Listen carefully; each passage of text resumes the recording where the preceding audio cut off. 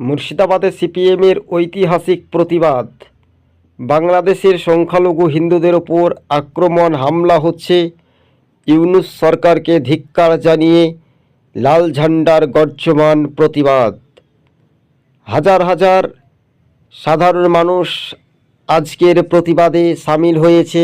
লাল ঝান্ডার গর্জমান মুর্শিদাবাদ থেকে 26 টিভি আমরা প্রতিবেদনটি তুলে ধরেছি। প্রথম থেকে শেষ পর্যন্ত দেখবেন।